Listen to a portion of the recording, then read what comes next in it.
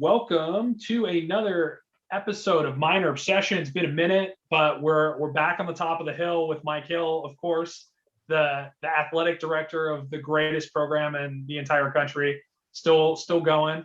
And we got a lot to talk about, right? We've got kind of the postmortem of basketball to go through, all the athletics that are happening now, just kind of on a gigantic amount more than ever. So I'm sure your spring is really fun. And then obviously we want to touch a little bit into next year or the fall, I guess, and what we can hope for as fans of seeing football live potentially, fingers crossed. So let's start with basketball. We'll start with women's basketball. They had a really solid season, 10-12, tough break in the first round of the Conference USA tournament, double overtime. And then Mike, your Gators just beating them in the women's NIT. Can you talk a little bit about the season and the success and how you felt in such a weird year as well? Yeah, it is a weird year. You know, it's funny you say, well, we finished the year 10-12, and so the casual fan might say, well, that's not great. That's why I celebrate that, right? But I think if you put it in the context of the bigger picture here of what they accomplished, this was a really, really good basketball team. And I mean, I think just within a hair of having a chance to make a run and go to the NCAA tournament. It just didn't happen, you know, but Old Dominion knocked us out in the first round of the conference tournament, double overtime. We played Old Dominion 3 times this year, and twice it went to double overtime, and once it went to overtime.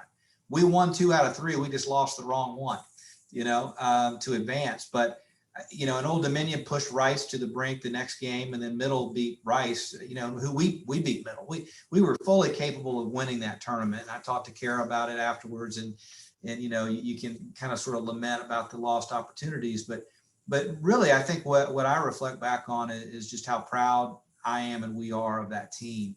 You know, we started out the season, we didn't get very many non-conference games in.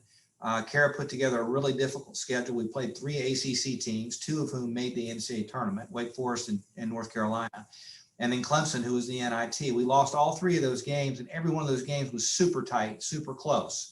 You know, and so we come out of there, I think maybe we were 1-4 in non-conference play, but in league play, it was a different story. And we got on a roll. And really we were one of the best teams in the league. There's no question about it. You know, finished number 2 in the East, got a first round bye in the conference tournament, and then lost a heartbreaker to Old Dominion. But, you know, to have, you know, you think about Octavia Jet Wilson. I mean, Tay was National Player of the Year. You know, National Player of the Week, I should say, one week. Jada McMillan, you know, had a phenomenal season as well. She was nationally recognized. Both of them made Conference USA Players of the Week. Both of them were first team All Conference USA, only school in the league to have 2 first teamers, you know. And then you see the freshmen. I mean, J.C. Busick and Melina Williams are both, they're legit, you know. I mean, they got a lot of minutes, both of them. So you look at the core, what's coming back. You know, obviously you lose some great ones, and you know, you lose Mo, you lose Mariah Lenny, who could flat out shoot the ball from 3. You lose Tay, you know, which is a tough loss, of course, and you lose Dara Pearson, who, God bless her. I mean, she had knee braces on, and you know, I felt her pain every game she was out there, but she played really well for us down the stretch. So, yeah, it's just it's weird because you're like 10-12, but you know, we lost a couple of games in the NIT, a heartbreaker to Florida. Game we certainly could have won. It was a 1-point game, could have gone either way. And then weirdly, they make you play a consolation game, which I think we thought was kind of strange, and we dropped that one as well to finish with a sub 500 record. But I think again, there's a lot to be excited about the job that Kara and the staff did, and the talent we have on that team, and the talent that she's brought in for next year. So the future is super bright, and they were a fun team to watch. Man, they could score. They could really score, you know, and it was entertaining to see our women play. Yeah, I watched basically every game all season, and every game exciting, close, like you mentioned. That 10-12, you feel like could have easily been, you know, 15, 16, 17 wins with the way the season was going. And, you know, not to ask you to badmouth our conference or anything, but Octavia, the way she played, getting player of the week several times. Like, what do you have to do to be player of the week with the way she was burning it down out there? Yeah, you know, we certainly made our displeasure known. I mean, would have been real displeasure had she not won it at all. I mean, better to share than not get it at all, but it was really hard to justify her having a share, and we're greedy around here. We want to take things for ourselves, but we're so proud of the job that Tay did, and she earned every accolade that she got this year. And, as did Jada and our team, our freshmen were both all CUSA first team, all freshmen. So, a lot of really, really good stuff. And Kara's done a phenomenal job. I think also what gets lost in this, and we'll talk about sort of the broader picture, the impact of COVID on what we do. I don't think people understand just how fragile it is with every single team in COVID. And our women's basketball team was a prime example of that.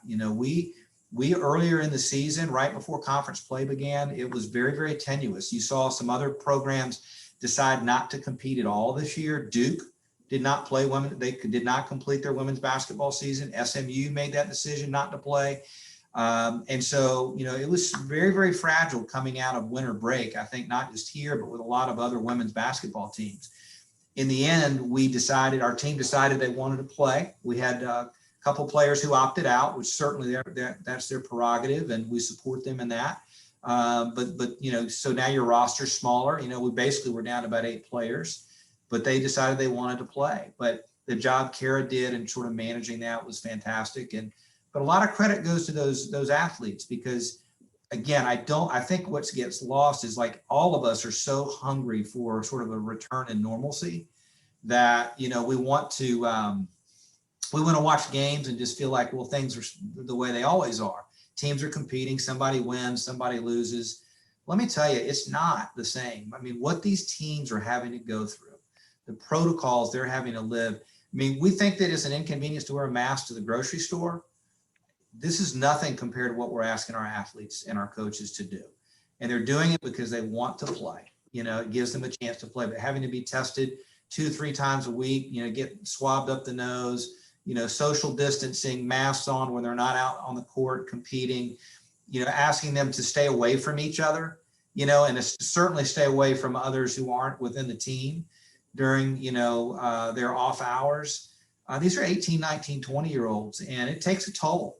It takes a real toll. It takes a toll on all of us, it has. And so I think that in the sort of the bigger picture, in the broader context of what we've experienced this year in athletics, while it's fun to see a lot of our teams having success right now, I think you have to look at everything through the lens of COVID and the impact that it's had on all of us.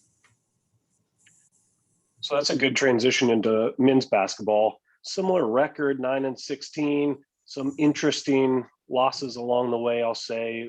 And I think you're right. I think fans have their own viewpoint on how the season shook out there, but I'd be interested to hear your thoughts and from your seat of how you were, evaluating the team in this difficult environment this year. Yeah, well, I think, first of all, there's no question COVID affected, our men's basketball team, not because we were shutting down left and right. We had, like every team, we had some COVID issues along the way, but we really didn't miss many games.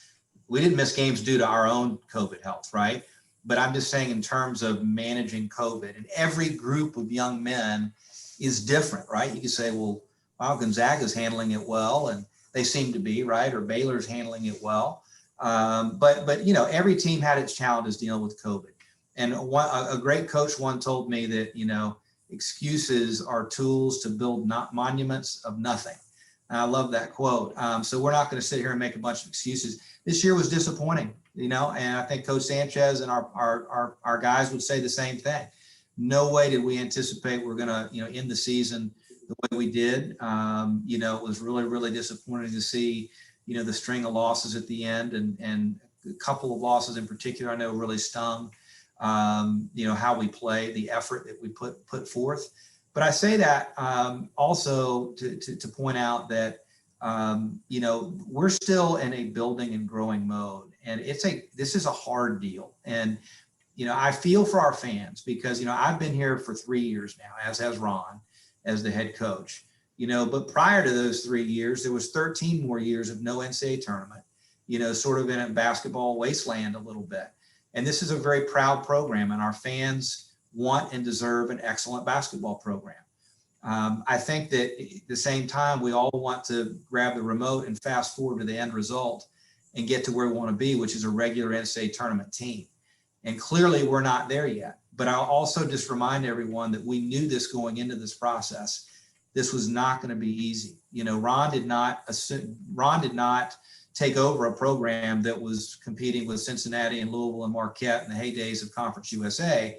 He took over a team that lost 15 of 16, that had won 6 games total, finished last in the league, didn't qualify for the conference tournament, you know, had some culture issues that had to be addressed, had to be fixed. And so we're sitting here in year 3 and we're not where we want to be, but we're going to get to where we want to be, you know, and that's why we hired Ron. Is that the beauty of Ron and his background is at Washington State and at Virginia.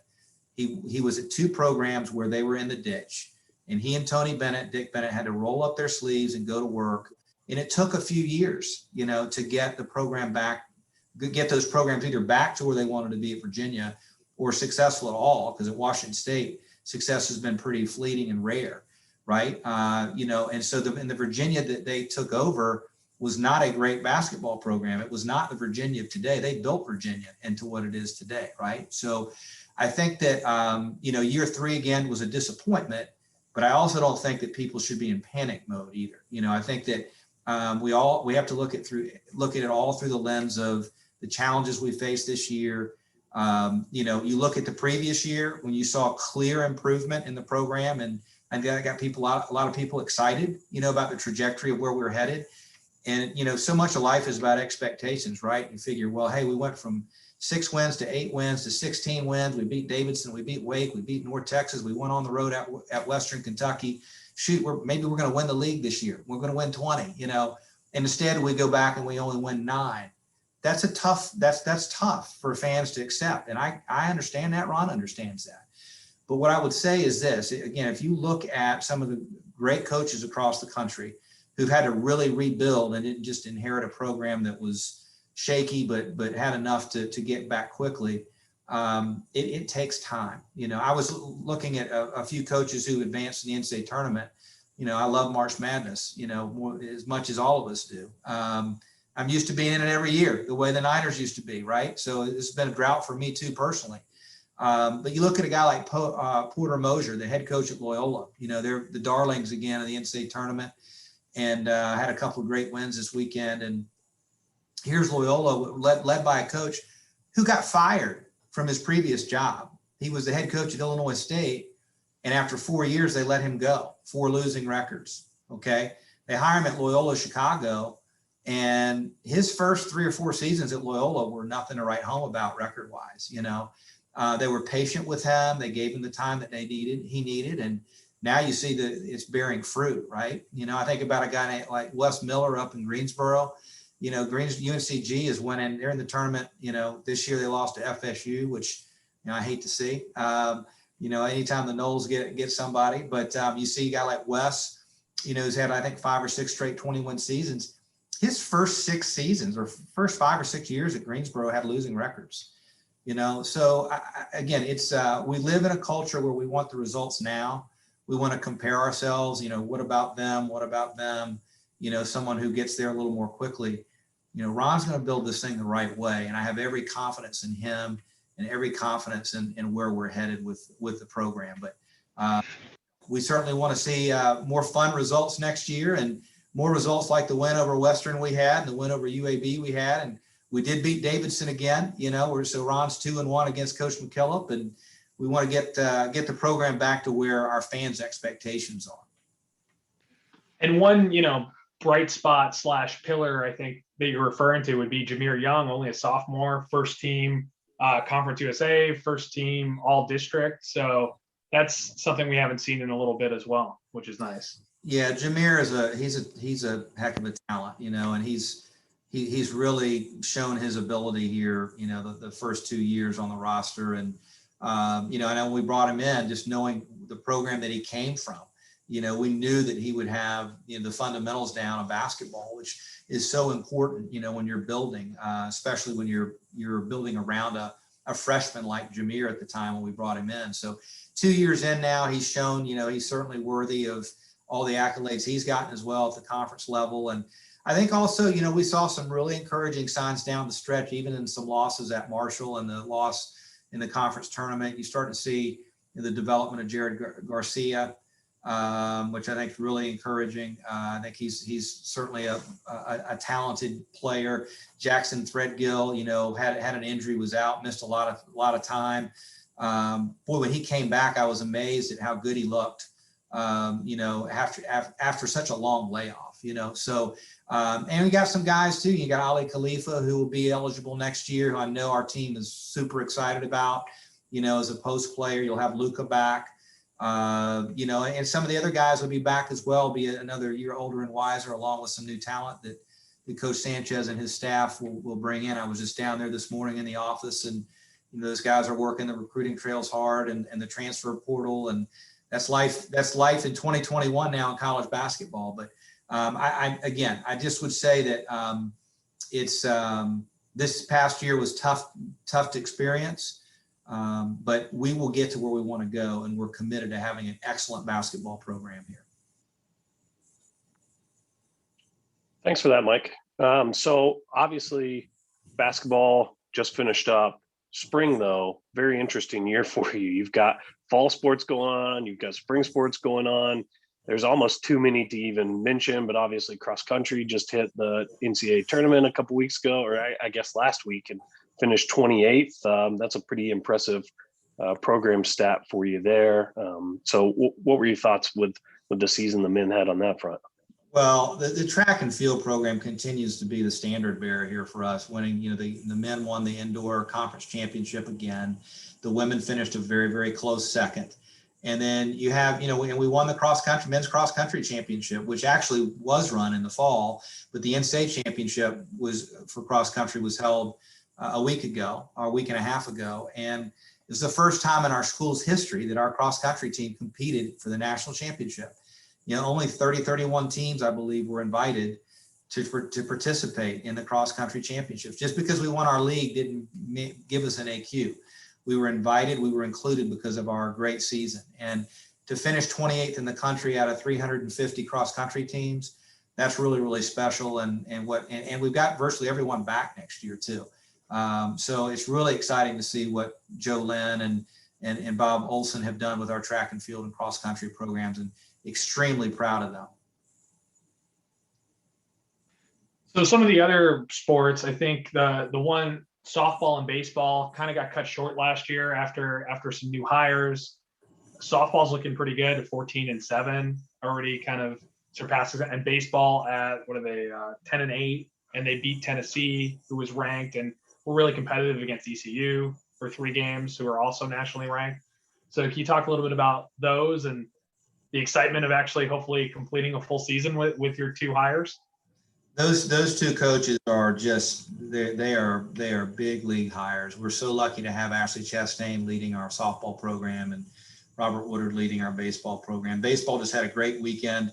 We played a doubleheader in Uptown at Truist Field, where we split a doubleheader with Rhode Island, who's a good baseball program, and then beat Rhode Island again yesterday.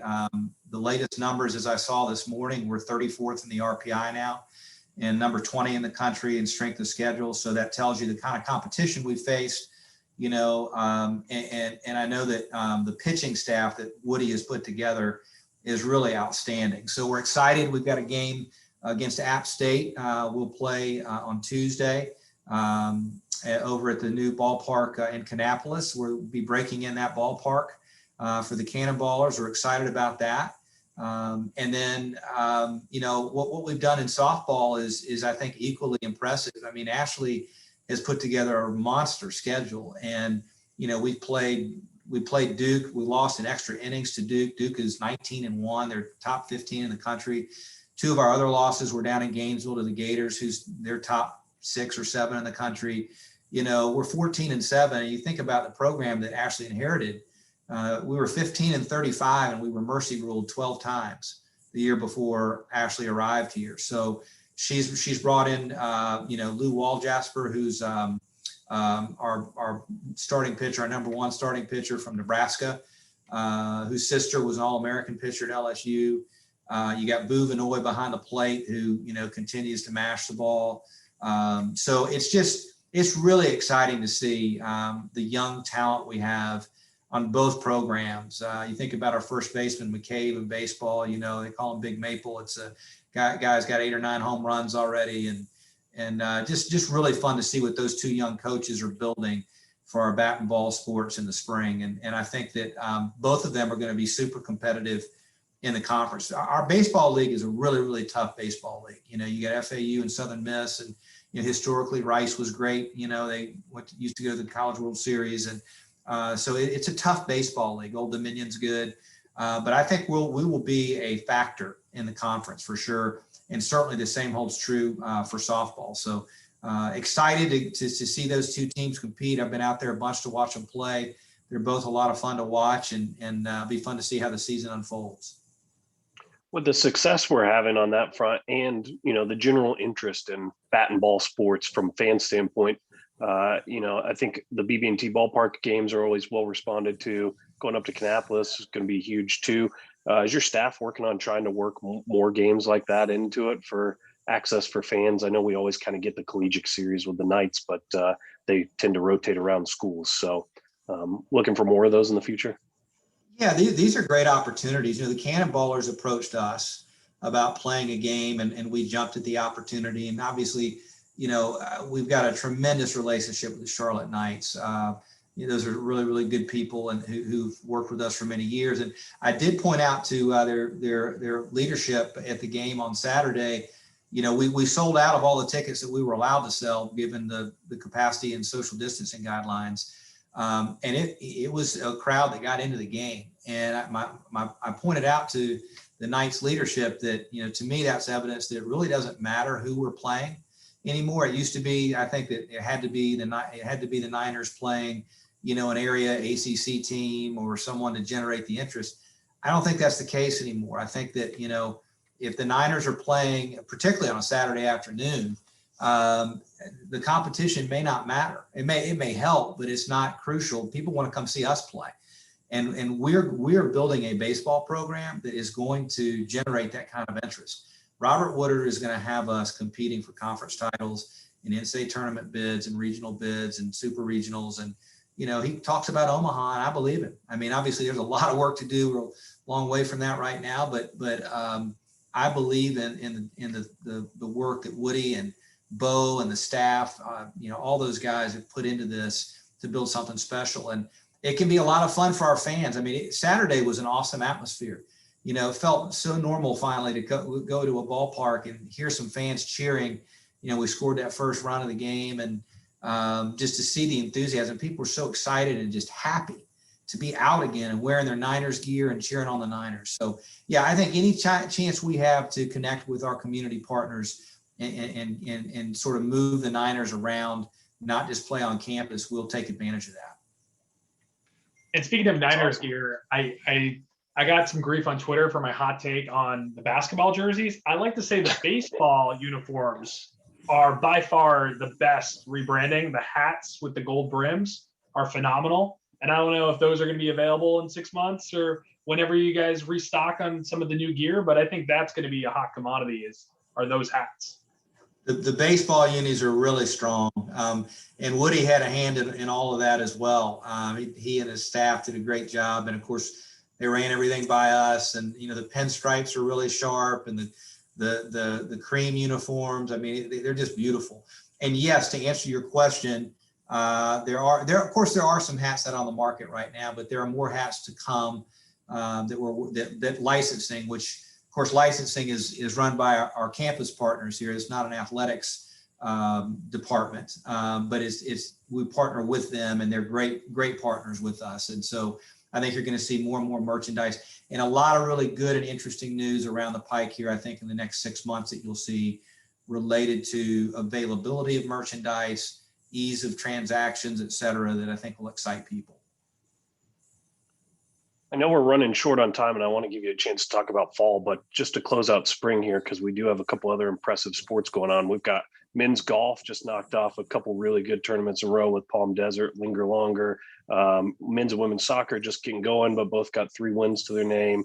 And then men's tennis and women's tennis looking really impressive right now. Just general thoughts across those ones from you. Yeah, I mean, I could brag about every one of those sports. I mean, let's go to men's soccer for a second. We got a lot of fans who love soccer, and got off to a tough start. I think Coach Langen and I talked a lot about how frustrating the sport can be sometimes when you feel like you outplayed your opponent. You can still lose, and we've all seen that in soccer.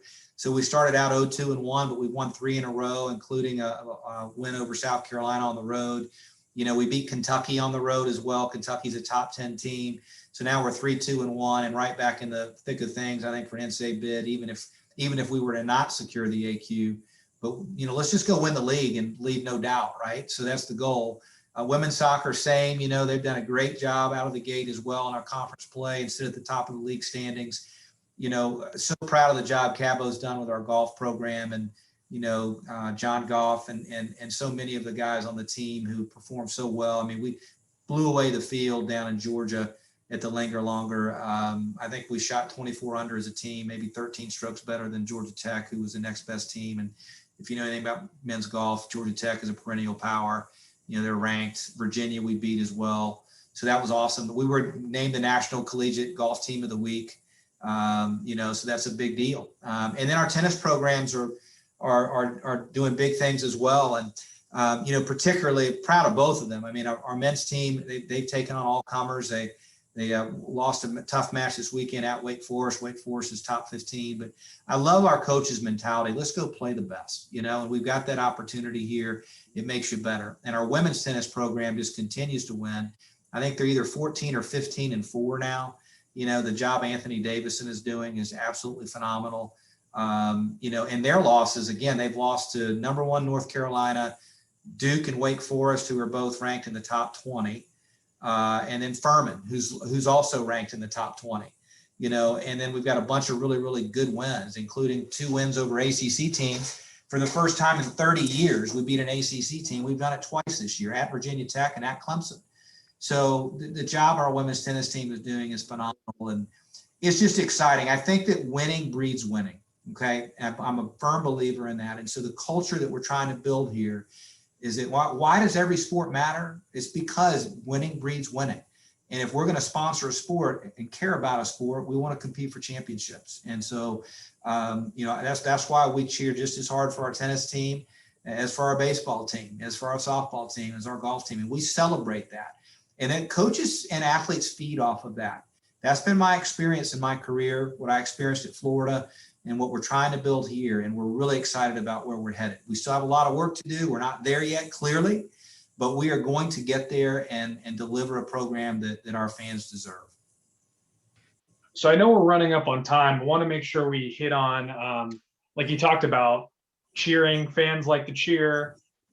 We're going to run into the fall. We're starting to get our feet wet with having more people come to events like the baseball games and whatnot. What can you expect for the fall? Do we expect a full Jerry Richardson Stadium? Do we expect half capacity? Do we expect fans in the stadium at all? Well, I think that's a great question. It's your guess is as good as mine, because we're in the end subject to whatever the state guidelines are at the time. I would say that we have a high level of optimism that we're going to be back to normal. And what does normal look like? Well, maybe masks are still encouraged. Not sure yet, because that's still several months away for football. But we're selling football season tickets, and with the intention of having fans in the stands and having our students in the stands again. So that is certainly our hope, and it's our belief. But we don't control the virus. Hopefully, we can. I've said to our head coaches, we need to remind ourselves that we're not quite done yet with this. We still have people need to get vaccinated. We still need to social distance. We still need to wear our masks. It is, to use a sports analogy, it's the game. Maybe we're in the fourth quarter now and we have the lead, but we've not won the game, and we can't let our guard down. We cannot let our guard down. And so we're going to continue to take the precautions we need to move our program forward, because we all want to have that experience in the fall where soccer and volleyball are playing again. And by the way, we've not bragged on our volleyball team. Can I take a quick second to do that? Oh yeah. Volleyball team had its best record in conference history this year, 9-3. Played volleyball for 40 years, never gone 9-3 before. Number 2 seed in the East, and we'll be playing in the conference tournament this weekend. 11-4 overall. The job that Coach Weatherington and our players have done. We've got a lot of really good young talent. I call them our baby Niners. And they're all going to be back next year. So volleyball is another team that is doing some special things around here. So really proud of them, and can't wait for all of us to be in the stands cheering them on in the fall, along with soccer, men's and women's, cross country, football, and let's go.